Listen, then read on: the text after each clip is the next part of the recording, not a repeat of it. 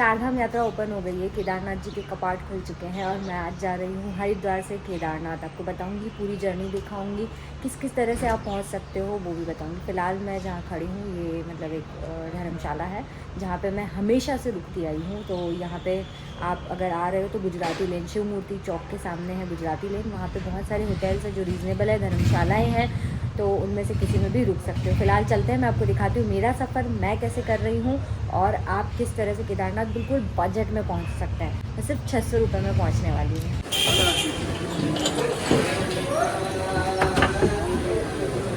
तो सुबह की चाय मैंने पी ली अपने फेवरेट टी स्पॉट पे, मतलब 4 साल से रेगुलर एक ही प्लेस पे मैं चाय पीती आ रही हूँ। अब जा रही हूँ राही मोटर्स जहाँ से बस मिलती है।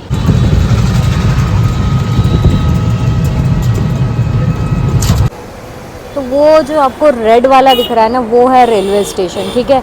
रेलवे स्टेशन पे अगर आपने रजिस्ट्रेशन नहीं करवाया है तो आप ऑफलाइन रजिस्ट्रेशन यहाँ पे आके करवा सकते हो, मतलब आपको मिल जाता है रजिस्ट्रेशन। अब इसके बिल्कुल पास में ही ये सारी बसेस लगी हुई है। सुबह 5 बजे से ही बस चलना जो है वो चालू हो जाती है। अभी देखो, हिमगिरी की बस आपको ऑनलाइन ही मिलती है, ऑफलाइन ही मिलती है। लगभग इनका जो किराया होता है वो होता है 500 से 600 रुपये। और इस साइड पे खड़ी होती है देवभूमि की बसेस, जो आपको ऑनलाइन रेड बस से मिल जाती है। मैं जो बुक की हूँ बस वो रेड बस से की हूँ, इसलिए मुझे जो एक्सपेंसेस पड़े वो थोड़े हाई पड़े, क्योंकि आपको रेड बस से ना थोड़ा महंगा ही मिलता है, 1200-1300 का टिकट मिलता है। लेकिन अगर आप ऑफलाइन लेते हो तो वही टिकट 500-600 रुपये में आपको मिल जाता है। बस उस केस में ये है कि आपको थोड़ा जल्दी आना पड़ेगा, क्योंकि बसेस फुल हो जाती है जल्दी, लेकिन टाइमिंग बहुत लेट तक चलती रहती है। अभी जैसे 8-9 बजे भी बस, मतलब मैं 8 बजे आई हूँ तब भी बस चल रही है, 12 बजे भी एक बस है, मतलब 12 बजे तक बस चलती है।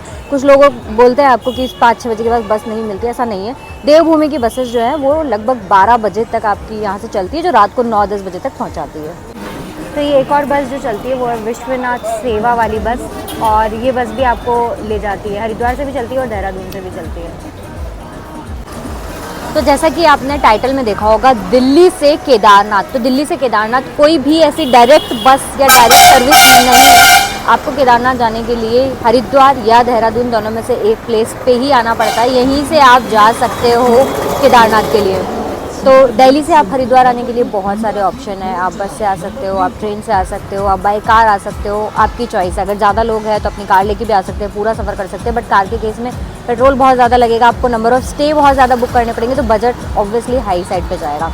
अब हरिद्वार से आप कैसे पहुँच सकते हो केदारनाथ, वो मैं बताती हूँ। सबसे पहला ऑप्शन, जो अगर कोई सिंगल ट्रैवलर आ रहा है जिसको कोई हेडेक नहीं लेनी है, तो सबसे बेस्ट ऑप्शन है बस का ऑप्शन।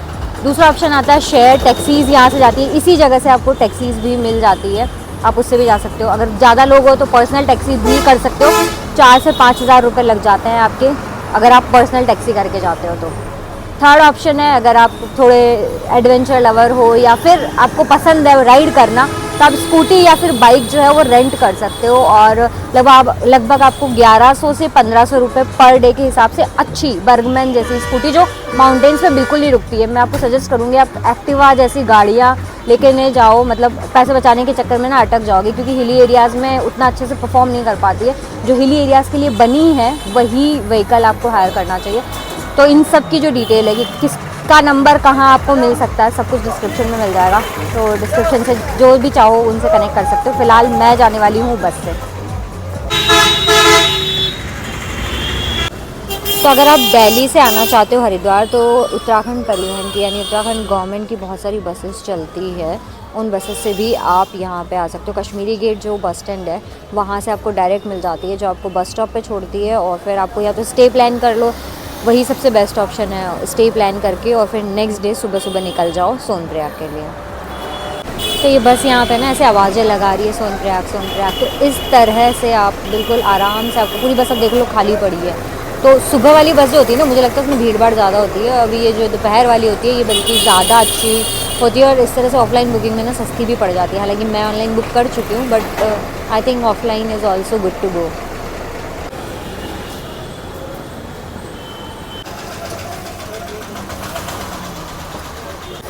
मेरे सामने ये जो बस खड़ी है, लगभग मुझे आए हुए ना आधा घंटा हो गया, और आधे घंटे से ये बस यहीं खड़ी है। मतलब बस जब तक फुल नहीं होगी तब तक नहीं चलेगी।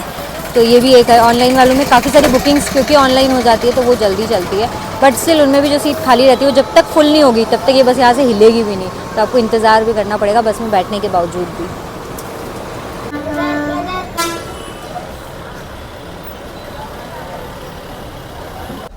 तो अब मैं बस में बैठ चुकी हूँ। मेरी बस जो है वो विश्वनाथ सेवा वाली मेरे बिल्कुल सामने खड़ी थी और मुझे पता नहीं चला, अचानक से मैंने सडनली ना नंबर चेक किया कि भाई 1277 है, 1277 तो यही सामने खड़ी है। फिर मैं आई हूँ, अभी आपको सीट्स दिखाती हूँ।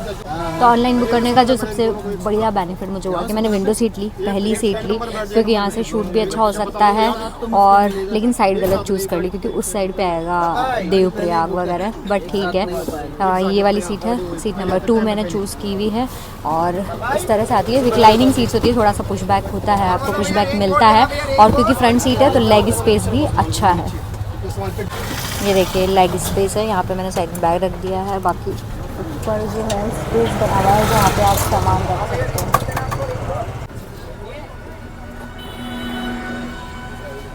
तो टोटल 27 सीटर बस है, मतलब 27 लोगों की यहाँ सीटें। और फ्रंट में जो ड्राइवर के पास होती है वहाँ पे भी 3 से 4 लोग, तो लगभग 30 से 35 सीटर ये टोटल आप बस समझ लो। इतनी छोटी बसें, मतलब ये सबसे मैक्सिमम साइज़ है। इससे ज़्यादा जो बड़ी बसेस होती है या फिर आप सोच रहे हो स्लीपर आपको मिल जाए या वॉल्वो मिल जाए, तो इस तरह की कोई भी बसेस यहाँ से नहीं चलती है। बिल्कुल बेसिक बसें चलती है, क्योंकि एक तो पहाड़ है, पहाड़ों में स्लीपर वैसे भी नहीं चलती है। और दूसरा क्योंकि यहाँ के रास्ते बहुत नैरो है, इसलिए बड़ी बसें यहाँ पर नहीं चल सकती है। तो 8:30 बजे का टाइम था, लेकिन 8:23 पे ही ये वाली बस फुल हो गई। तो ये बेनिफिट होता है जब आप ऑनलाइन बस बुक करवा लेते हो, क्योंकि ऑनलाइन वाली बसेस होती है वो जल्दी फिल होती है, क्योंकि कुछ सीट ऑनलाइन होती है, कुछ सीट ऑफलाइन होती है। लेकिन अगर कंप्लीट ऑफलाइन में बैठ जाते हो तो वहाँ बस ये प्रॉब्लम होती है, भरने में बहुत टाइम लगता है। एनीवेज जर्नी की शुरुआत हो रही है। जय श्री केदार, हर हर महादेव।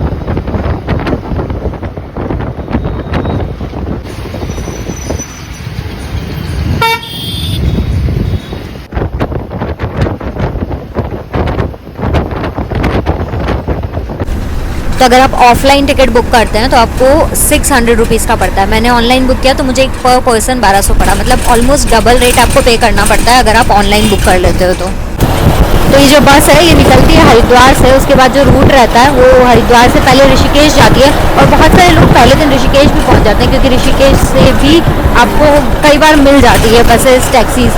लेकिन अगर आपको सीट वगैरह अच्छे से चाहिए तो आपको हरिद्वार से ही बस लेनी पड़ेगी। बट अगर आपने टैक्सी की है और ऋषिकेश भी एक्सप्लोर करने का मन है, यानी कि आप ऋषिकेश भी घूमना चाहते हैं, राफ्टिंग वगैरह करना चाहते हैं, तो पहले दिन हरिद्वार की जगह ऋषिकेश आ सकते हैं, फिर वहाँ से टैक्सी बुक करके आगे 4 धाम की यात्रा कर सकते हैं, या फिर सिर्फ केदारनाथ भी करना है तो कर सकते हैं।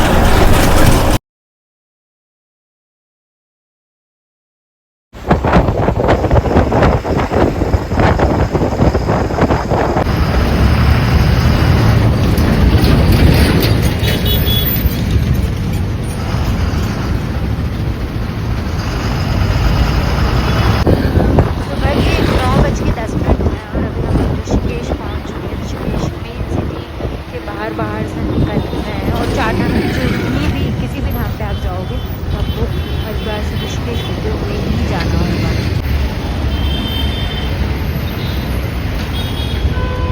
तो चारों धाम में से आपको कहीं भी जाना है, सबका डिस्टेंस है लिखा है और सबके लिए आपको ऋषिकेश से ही जाना होता है।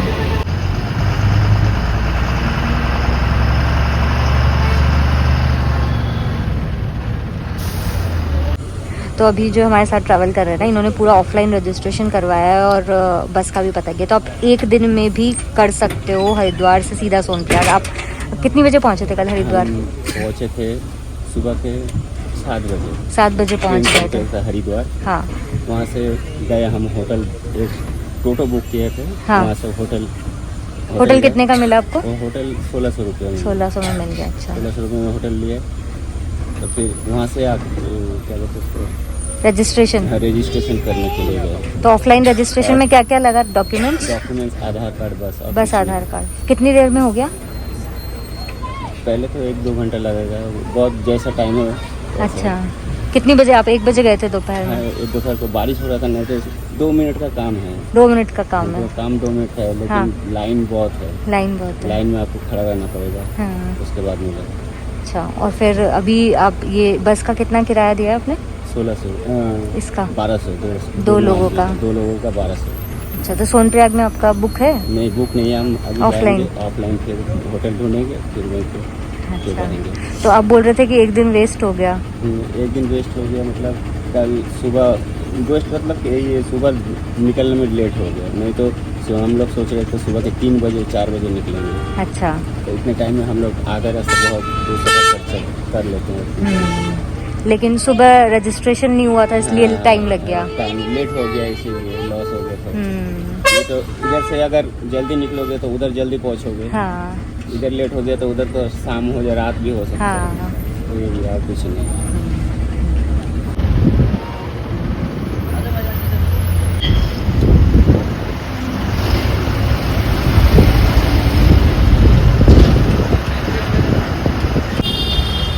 तो अभी लगभग 1 घंटा हो गया है और हम ऋषिकेश में चल रहे हैं, क्योंकि मैंने 8 बजे की बस ली है ना, तो उसकी वजह से ऐसा होता है कि आप थोड़ा जितना लेट निकलते हो उतना ज़्यादा आपको ट्रैफिक मिलता जाता है, और जितना सुबह जल्दी निकलते हो उतना कम मिलता है, ऐसा बोला जाता है। लेकिन ओवरऑल जब चारधाम की यात्रा होती है तो ट्रैफिक के लिए अपने माइंड को प्रिपेयर करके आप कैसे भी जा रहे हो, चाहे कार से जा रहे हो, बस से जा रहे हो, बाइक से जा रहे हो, प्रिपेयर योरसेल्फ फॉर ट्रैफिक।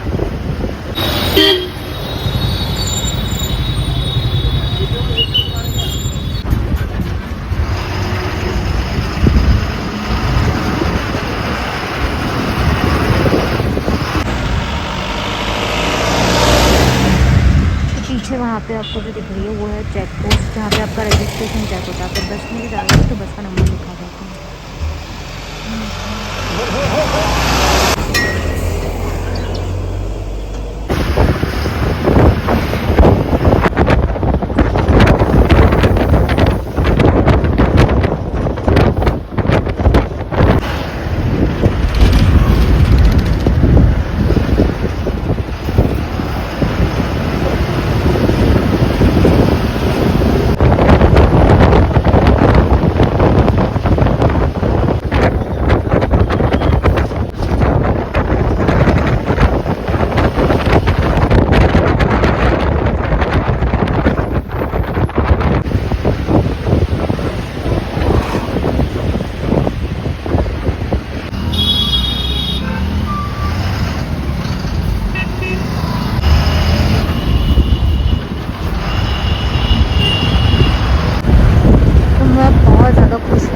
पहले मुझे लगा था कि यार मैंने कहीं गलत सीट पे चूज़ नहीं करी थी। मुझे याद है सारी नदियाँ, सारी जो संगम सब कुछ है वो मेरे साइड आने लगे। हाँ, इसमें मुझे थोड़ा दूर का सामना करना पड़ रहा है, but still which is okay, क्योंकि सारे व्यूज़ जो है वो आपको राइट हैंड साइड वाली सीट से मिलता है।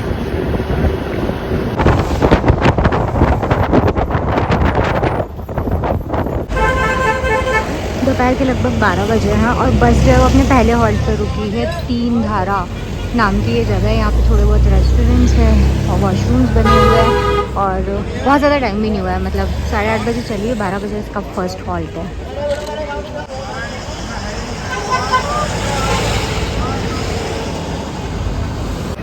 तो ठीक 11:30 बजे बस जो है यहाँ पहुँची थी 3 धारा पे, जो अपना इसका फर्स्ट स्टॉप था, और ठीक 12 बजे यानी एग्जैक्ट आधे घंटे में बस वापस स्टार्ट हो गई है।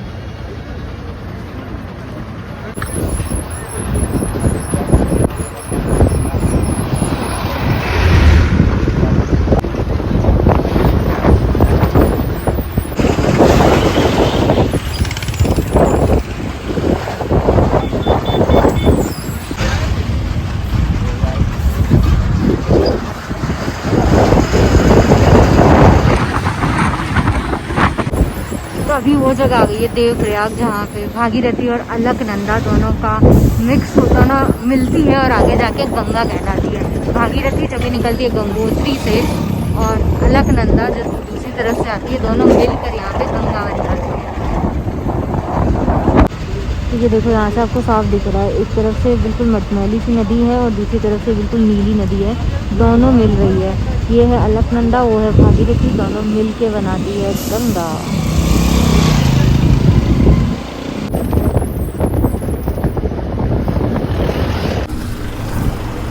तो आज जो मौसम है ये बड़ा ही अच्छा हो गया है, मतलब बहुत तेज़ नहीं तो धूप रहती है नॉर्मली, तो आप जो कपड़े पहन के आए ना वो गर्म कपड़े ही पहन के आए, मतलब गर्म एज इन मतलब समर वाले ही। आपको बहुत ज़्यादा ठंड इस रास्ते में नहीं लगती है, सोनप्रयाग तक कोई खास ठंड होती भी नहीं है। बस सेफर साइड पे अपने साथ रेनकोट वगैरह रख लें ताकि अगर बीच में बारिश हो जाए तो पहन पाए, बाकी गर्मी रहती है। लेकिन आज मौसम जो है, क्योंकि कल बहुत तेज़ बारिश हुई है हरिद्वार में भी, ऊपर भी स्नोफॉल चल रहा है, इस वजह से आज भी मौसम जो है वो बादलों वाला बना हुआ है, तेज़ धूप नहीं है।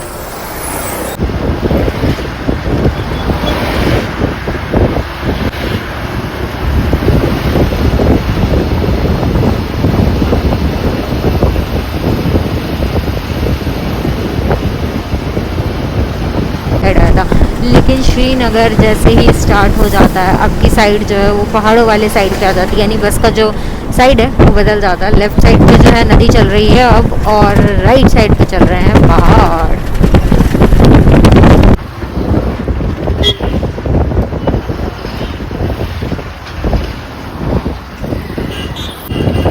अगर आप स्कूटी से आते हो तो आपको जर्नी अगर ब्रेक करनी है तो Srinagar is one of the good destination, क्योंकि यहाँ पे सारे होटल्स है, GMBN के साथ में खाने पीने के अच्छे ऑप्शन है।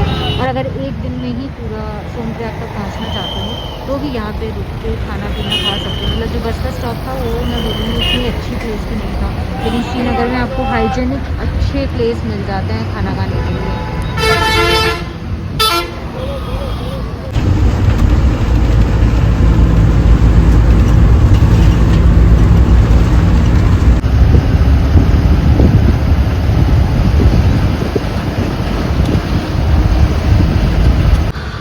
लगभग दोपहर के 1:45 बज चुके हैं, 1:47 और हम पहुंच चुके हैं धारी देवी। धारी देवी मंदिर की कहानी अगर आपको नहीं पता तो मैं बता देती हूँ। धारी देवी को कहा जाता है कि चारों धामों का भार जो सहन कर रही है वो है धारी देवी। अगर इनके मंदिर को हटा दिया गया तो चारों धाम नहीं रहेंगे, और जिसकी कोशिश भी की गई थी कुछ सालों पहले इस मंदिर को यहाँ से हटाने की, लेकिन उसी टाइम पे बाढ़ वगैरह आ गई थी तो फिर से इनकी स्थापना यहीं पर कर दी गई। धारी देवी के मंदिर की काफ़ी जो है महत्व है, और कहा जाता है चार धाम का दर्शन जो है वो कंप्लीट ही नहीं होता अगर आपने धारी देवी का दर्शन नहीं किया।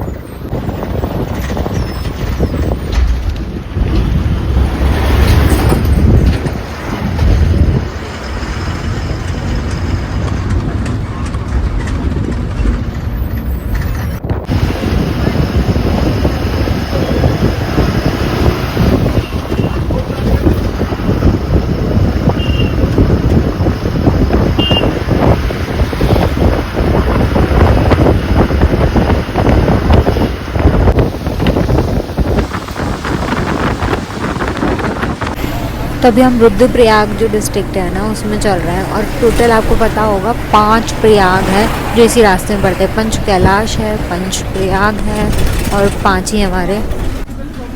अभी हमें रुद्रप्रयाग डिस्ट्रिक्ट में, और ये भी एक काफ़ी इम्पॉर्टेंट प्लेस है। यहाँ पे भी कुछ साइट सीन्स हैं जो होते हैं। अगर आप आ रहे हैं कैब से, कार से, तो यहाँ पे भी रुक सकते हो, और अगर अपनी 2 व्हीलर से भी आ रहे हो तो ये भी एक स्टॉप होता है। मतलब आप चाहो तो यहाँ पे भी रुक सकते हो, अपना स्टे जो है यहाँ पे बुक कर सकते हो, क्योंकि पूरा सोनप्रयाग तक जाना नॉर्मली स्कूटी पे पॉसिबल नहीं हो पाता है एक ही दिन में। तो नॉर्मली यहाँ पे स्टे जो है वो अच्छे मिल जाता है एज़ कम्पेयर टू उससे आगे जो मिलेंगे या इसके आसपास जो मिलेंगे। 3 स्टॉप मैंने आपको अभी तक दिखा दिए हैं, रुद्रप्रयाग, श्रीनगर और सबसे पहला हमने देखा था देवप्रयाग वाला साइड। बट देवप्रयाग कोई नहीं रुकता, मोस्टली लोग या तो श्रीनगर या तो रुद्रप्रयाग ही रुकते हैं।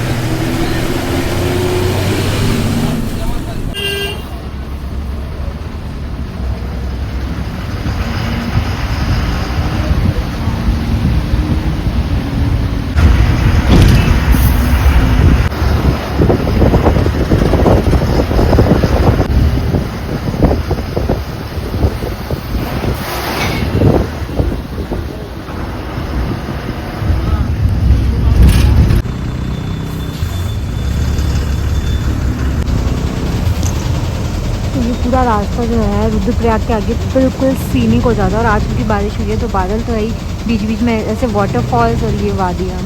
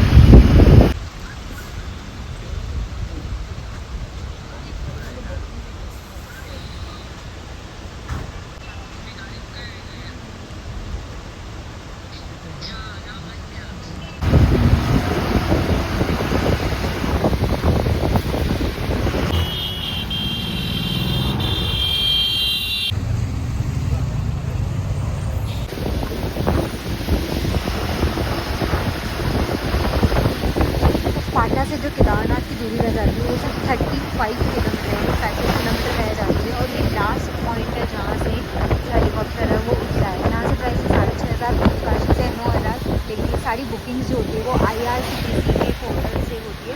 आप चाहो तो ट्रैवल एजेंसी करवा सकते हो, बट ऑथेंटिक होनी चाहिए।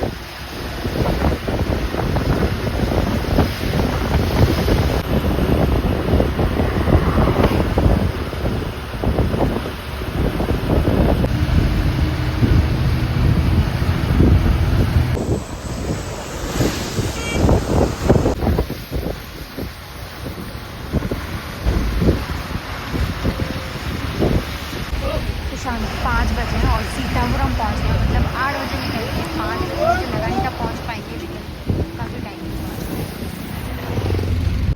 शाम के बजे 5:15 और मैं पहुँच चुकी हूँ अपने होटल पे। मतलब बस ने जिस टाइम पे बोला था ना बिल्कुल एग्जैक्ट उस टाइम पे पहुँचा दिया है। ये देखो रूम है मेरा। मैंने जो रूम लिया है ये लिया है सीतापुर पार्किंग एरिया के पास में, क्योंकि मुझे लगा बसें वहीं तक जाएगी, लेकिन ये बस काफ़ी आगे गई। एनीवेज कोई बात नहीं, सुबह फिर से कोई टैक्सी पकड़ेंगे और पहुँच जाएंगे, वो देखा जाएगा।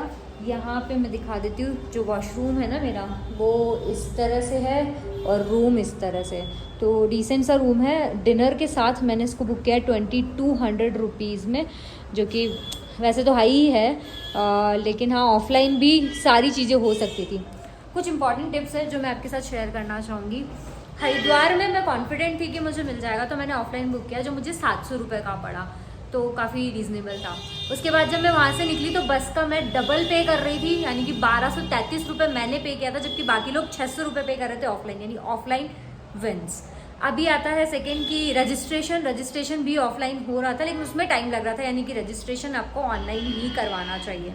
उसके बाद आती है बात कि आप जो बस है वो आपको जहाँ तक ड्रॉप कर देती है ना वहाँ तक आपको जाना चाहिए, और फिर ऑफलाइन ही स्टे ढूंढने चाहिए, क्योंकि हर कोई आवाज़ लगा रहा होता है, तो आपकी प्राइस में आपको मिल जाता है डिसेंट सा स्टे। ऑनलाइन बुक करने में ना लोकेशन का थोड़ा इशू होता है, कभी बस कहाँ जा रही होती है, कभी बस कहाँ तक जा रही होती है, कभी कभी गौरीकुंड तक भी पहुँचा देती है बस, तो पता नहीं चलता, भीड़ पर डिपेंड करता है। इसलिए मुझे लगता है ऑफलाइन बुक करना चाहिए। ये जो सीतापुर और सोनप्रयाग वाला स्टे होता है, कभी कभी गौरीकुंड तक अगर हम उसी दिन, क्योंकि आज मेरे पास टाइम था, मैं 5 बजे यहाँ पहुँच गई हूँ, अगर मेरा स्टे बुक नहीं होता तो मैं आज ही गौरीकुंड चली जाती, मुझे जैसा भी स्टे मिलता, कल मैं सुबह जल्दी उठ के अपना ट्रैक शुरू कर सकती थी, लेकिन वो मैं नहीं कर पा रही हूँ। तो ये थोड़ी चीज़ें हैं जो मेरी लर्निंग्स रही है इस बार की अपनी ट्रिप से। हालांकि 4th ट्रिप है, पता नहीं कितनी लर्निंग होगी, लेकिन ठीक है, अब जो भी है सेफर साइड पे मुझे चलना था, क्योंकि मैं सोलो ट्रैवल कर रही थी तो मुझे हेडेक नहीं लेनी थी, इसलिए मैंने सारी चीज़ें एडवांस में प्लान करके रखी। खैर अभी होटल पहुंच गए हैं डिनर के साथ। मुझे ये रूम पड़ा है 2200 रुपये का, यानी मैंने इसके लिए 2200 रुपये पे किए हैं। एडवांस मैंने 1500 पे किया, बाकी का मैंने यहाँ आने के बाद पे करना है। सो ये सारी इन्फॉर्मेशन थी। आई होप आपको ये व्लॉग पसंद आया होगा। केदारनाथ का व्लॉग नेक्स्ट आने वाला है, तब तक के लिए बाय।